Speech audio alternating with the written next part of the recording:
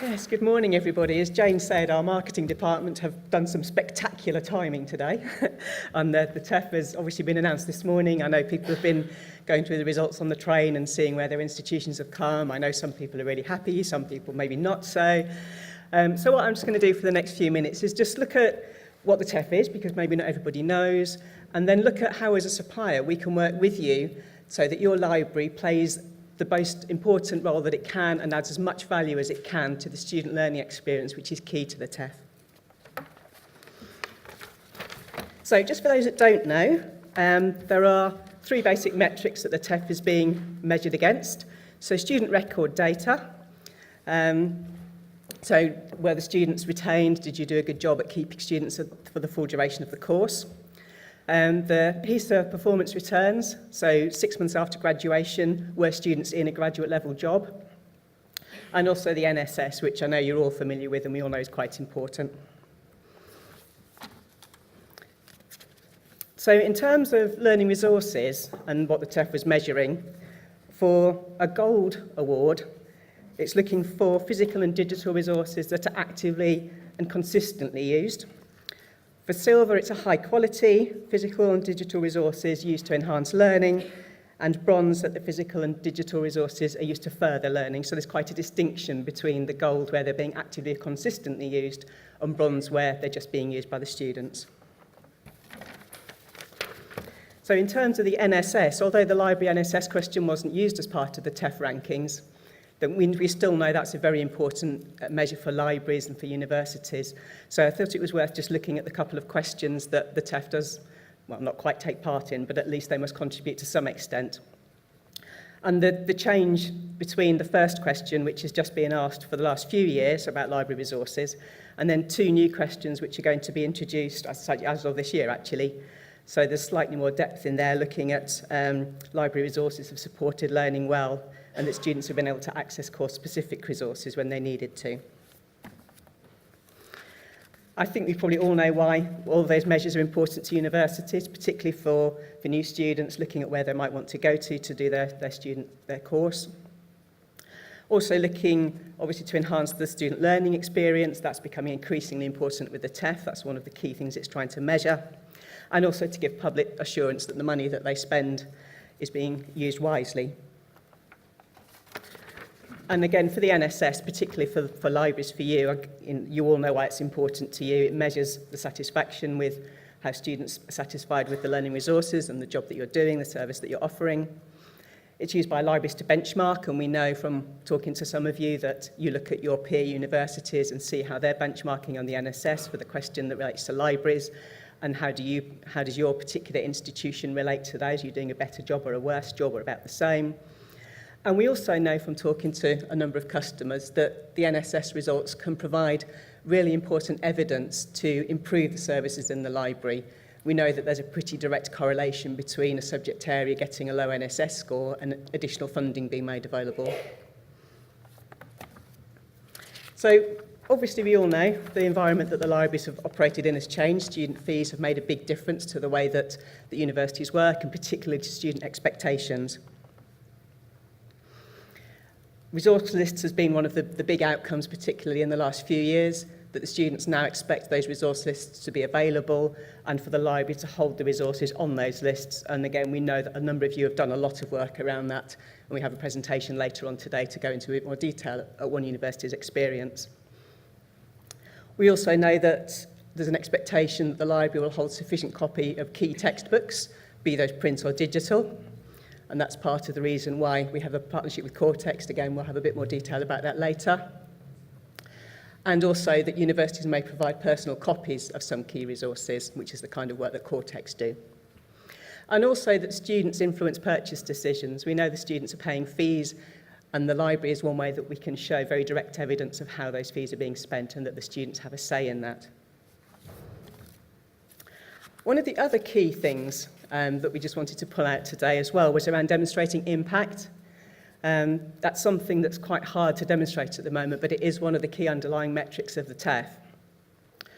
Some work in the past that I suspect a number of you are familiar with at Huddersfield University on the Library Impact Data Project, showing a statistically significant correlation between library activity and student attainment.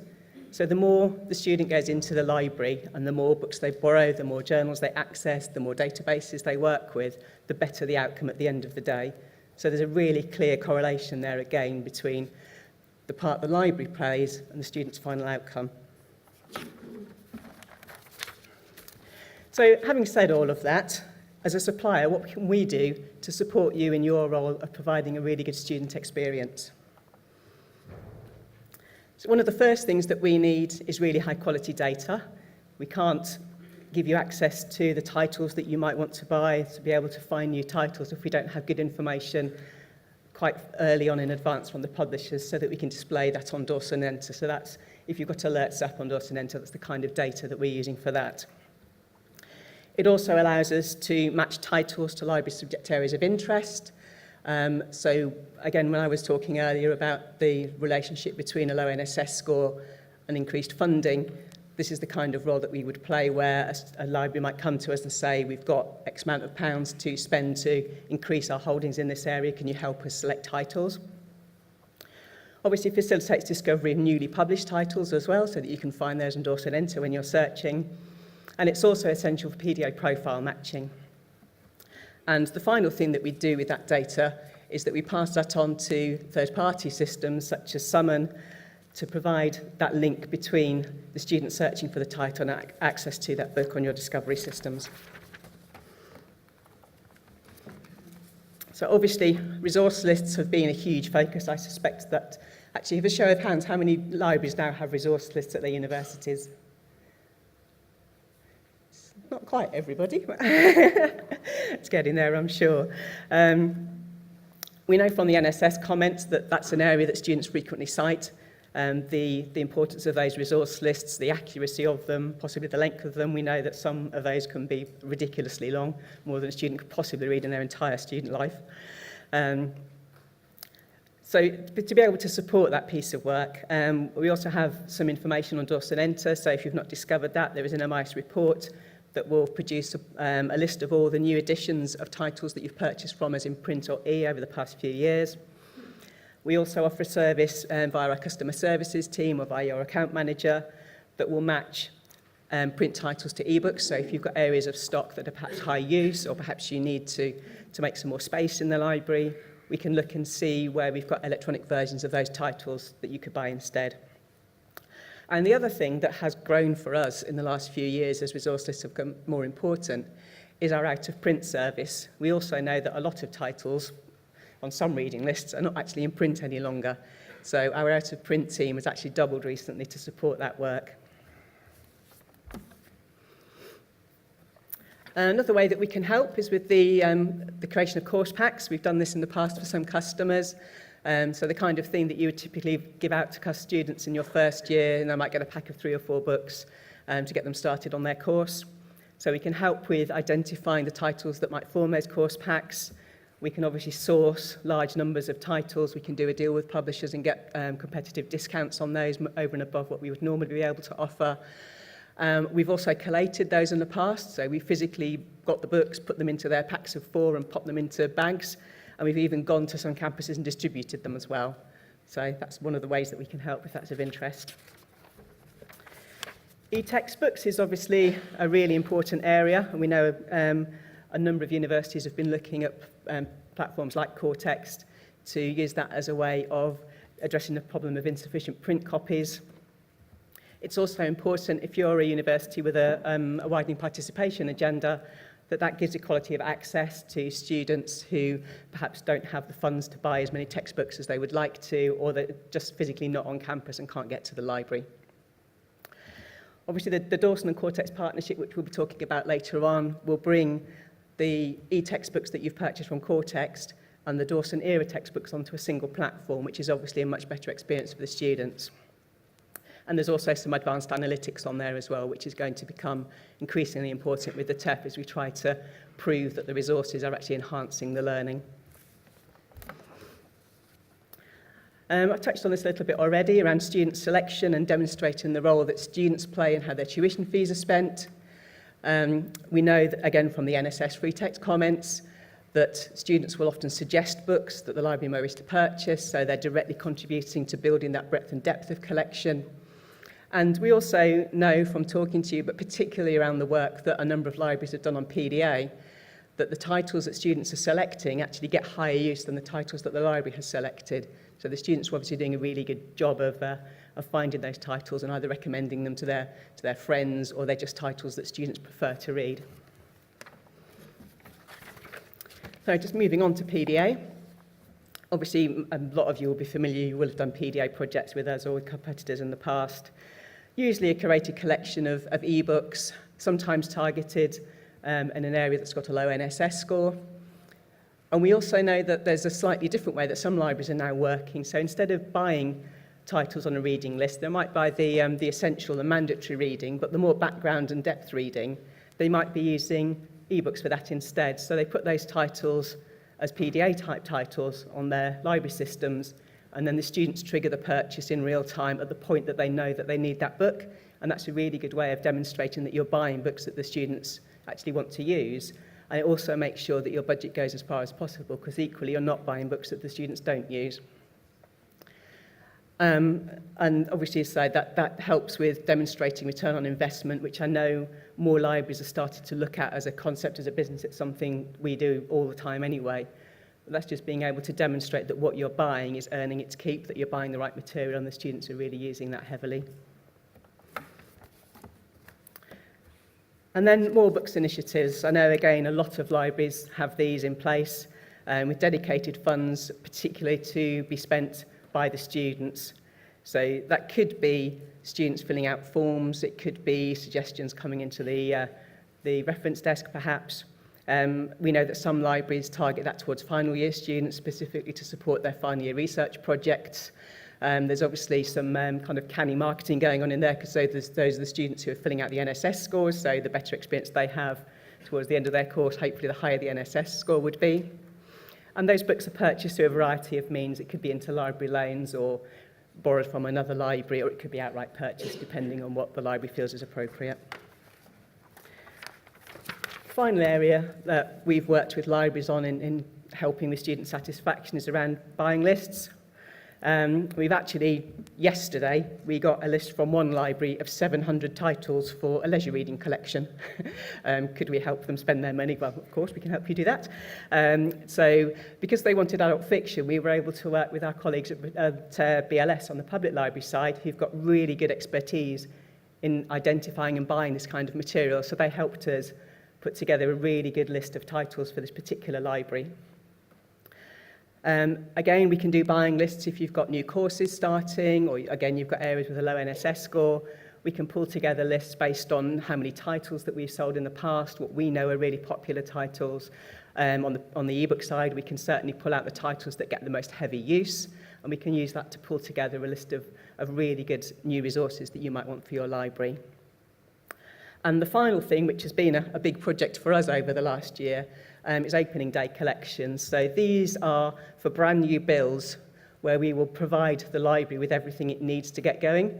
And we've just been working with the library in Saudi Arabia, where we've provided 30,000 or 40,000? 30,000, thank you, Kat. 30,000 titles, 10,000 for a public library that they have, and 20,000 for the academic library. And that's been everything from selecting the titles to literally flying out to Saudi and putting the books on the shelves. We've done the whole lot. That's not something that I know a lot of you are in a position to do, but it does just show the full range of services that as a supplier we can operate. You could literally outsource an entire library to us if you wanted to do that. Okay, so just pulling all of that together, and obviously with today's announcement being very prescient, just some thoughts on, particularly around the TEF. It's obviously very early days yet. The results just came out today. We don't quite know what's going to happen. We don't quite know what's going to happen with the government. If there's a change in government, it could be completely different to what it looks like today.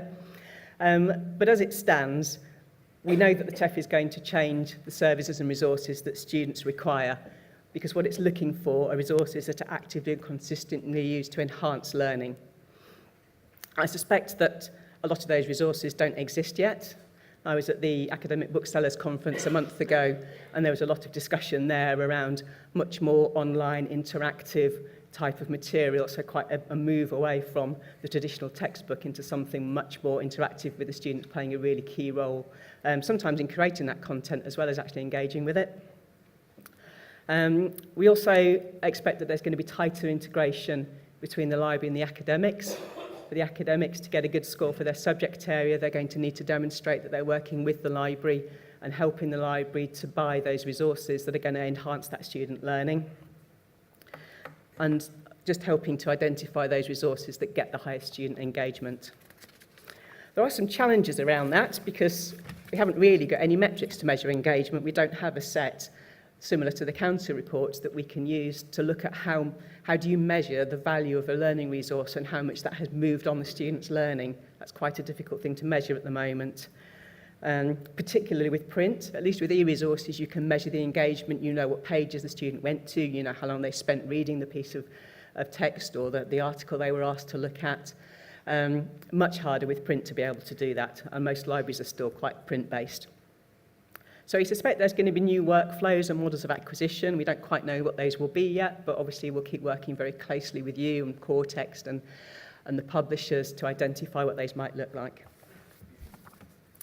So just to summarise everything up, we know from the Library Impact Data Project at Huddersfield that the importance of the library in the student experience, there's a really direct correlation there between the better use the student makes of the library and the better their experience and their final outcomes.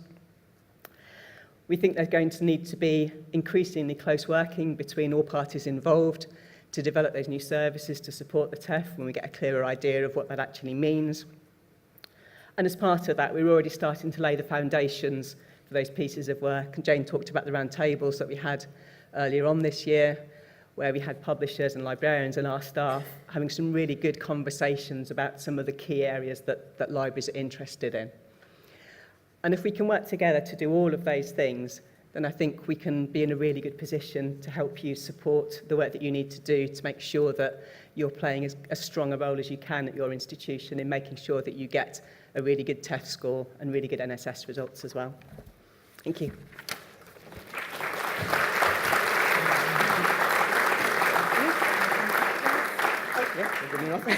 Is there any questions for Heather on that before we moved on to the next session? Will the slides be available? Yes, they will. Yeah. Everything's being recorded today, so the videos will be released as well. Thank you. You can watch me again and again and again. How nice. Thank you very so much, Okay. Heather. Thank you. So, on to our next guest speaker. We're